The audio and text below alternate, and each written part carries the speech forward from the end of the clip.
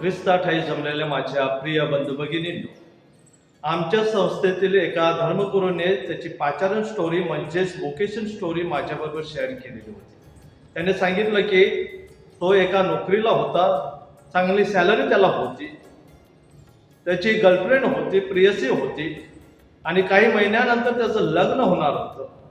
लग्नाआधी तो एका रिट्रीटला गेलेला होता आणि ह्या रिट्रीटला त्याला ख्रिस्ताचा अनुभव आला, ख्रिस्ताचा स्पर्श झाला, ख्रिस्ताचा सहवास त्याला घडला आणि इंग्लिशमध्ये आपण म्हटलं जातं की एन्काउंटर विथ जीसस क्राइस्ट.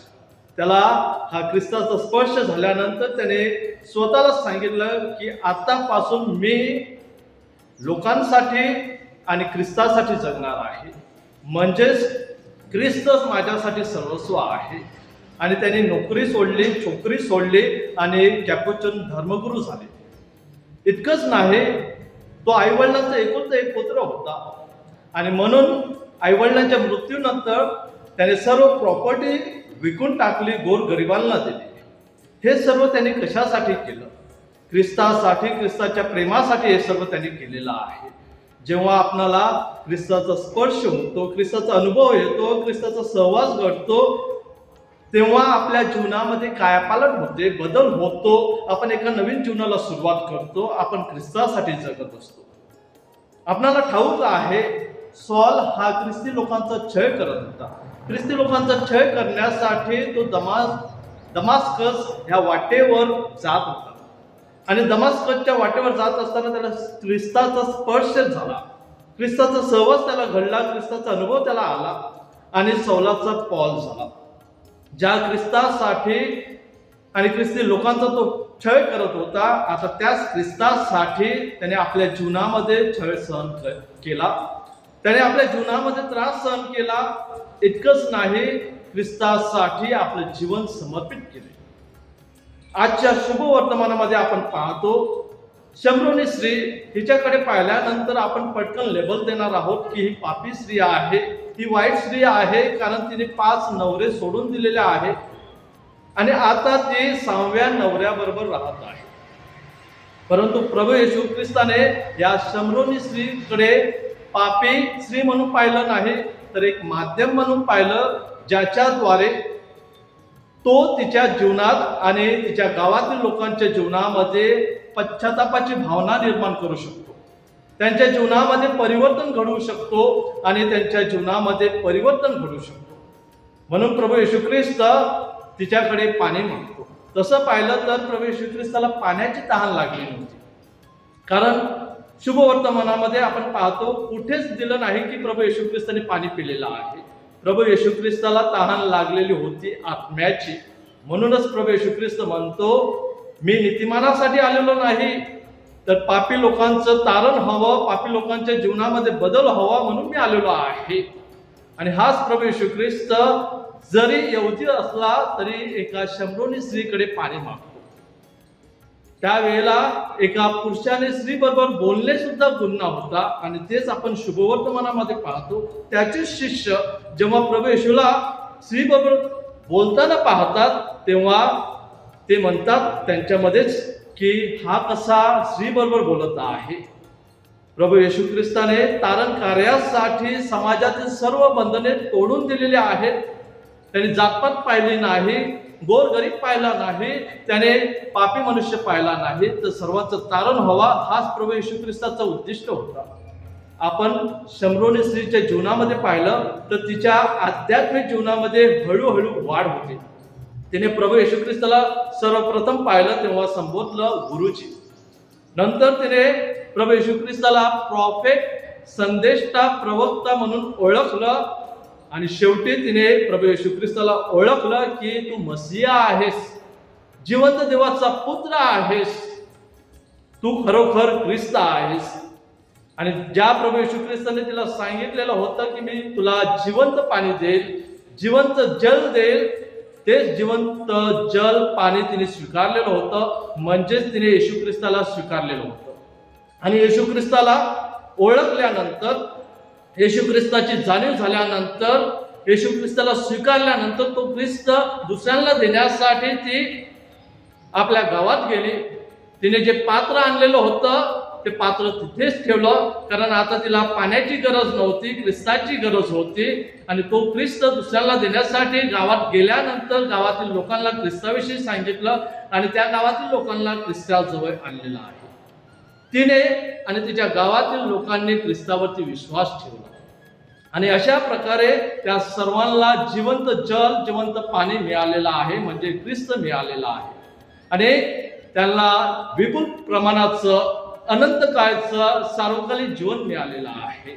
जेव्हा आपल्याला देवाचा स्पर्श होतो तेव्हा आपण या जगाच्या गोष्टीमध्ये, या भौतिक गोष्टीमध्ये गुरफटून पडत नाही, या जगाच्या गोष्टीच्या मागे जात नाही, तर आपण आध्यात्मिक गोष्टीच्या मागे जातो. आपण स्वर्गीय गोष्टीकडे वाटचाल करत असतो.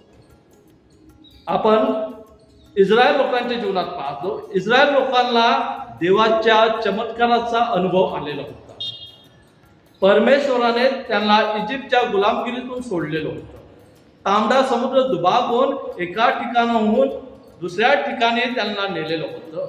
अरण्यात वाटचाल करत असताना त्यांना भूक लागलेली होती, त्यांच्याजवळ अन्न नव्हतं. अशा वेळेला परमेश्वराने स्वर्गातून, आकाशातून मान्ना दिलेला होता, अन्न दिलेलं होतं आणि त्यांची भूक भागवलेली होती. तरी सुद्धा आता त्यांना पाण्याची तहान लागलेली होती, म्हणून त्यांनी कुरकुर केली. मोशेविषयी कुरकुर केली, देवाविषयी कुरकुर केली आणि पाप केलं, कारण त्यांना फक्त चमत्काराचा अनुभव आलेला होता. चमत्कारासाठी त्यांनी परमेश्वराला नमस्कार केलेला होता, परंतु त्यांना परमेश्वराचा अनुभव आला नव्हता. जसा मोशेला सायनाय पर्वतावरती परमेश्वराचा अनुभव आला होता. माझ्या प्रिय बंधू भगिनींनो, आपण येशू ख्रिस्ताच्या जीवनात सुद्धा तसंच पाहत आहोत. पुष्कळ लोकांनी येशू ख्रिस्ताचा पाठलाग केला, येशू ख्रिस्ताजवळ आले फक्त आणि फक्त चमत्कारासाठी. चमत्कार झाल्यानंतर येशू ख्रिस्ताच्या जीवनामध्ये दुःख सहन आले, तेव्हा असंख्य लोकांनी येशू ख्रिस्ताला सोडून दिलं. जेव्हा आपल्याला ख्रिस्ताचा स्पर्श होतो, ख्रिस्ताचा अनुभव येतो, ख्रिस्ताचा सहवास आपल्याला घडतो, तेव्हा आपण आपलं जीवन ख्रिस्ताला समर्पित करतो.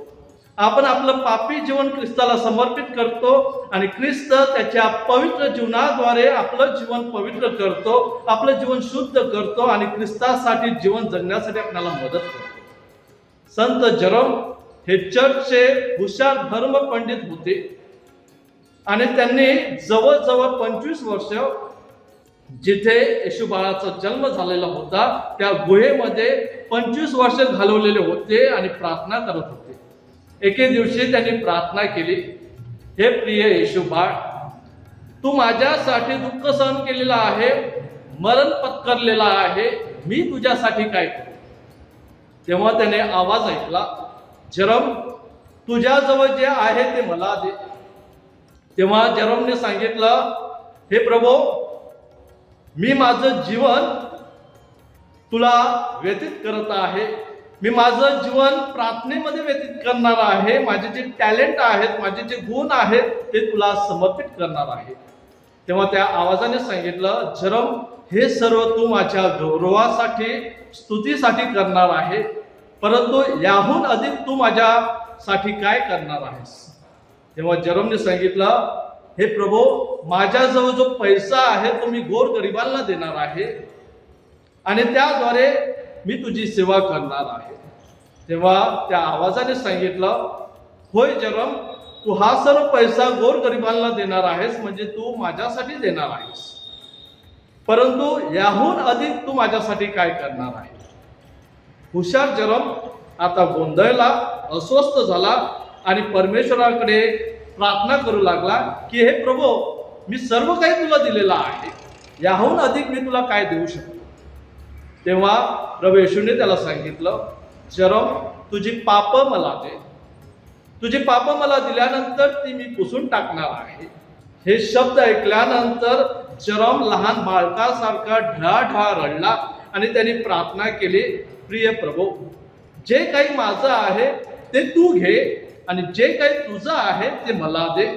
माझं पापी जीवन तू घे आणि तुझं पवित्र जीवन मला दे, मला पवित्र कर.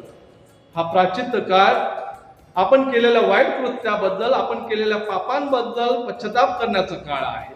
या प्रायश्चित्त काळामध्ये आपण चांगलं जीवन जगलं पाहिजे. जे वाईट जीवन जगलेलो आहोत, पापी जीवन जगत होतो, ते सोडून द्यायचं आहे आणि ख्रिस्तासारखं जीवन जगायचं आहे.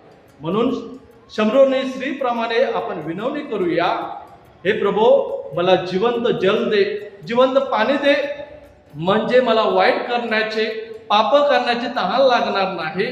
मी चांगलं जीवन जगून, चांगलं राहून तुझ्यासारखं जीवन जगण्याची मला ओढ लागू दे. हे प्रभो, मी तुझ्यासाठी जगेन, मी तुझ्यासाठी मरेन. आमेन.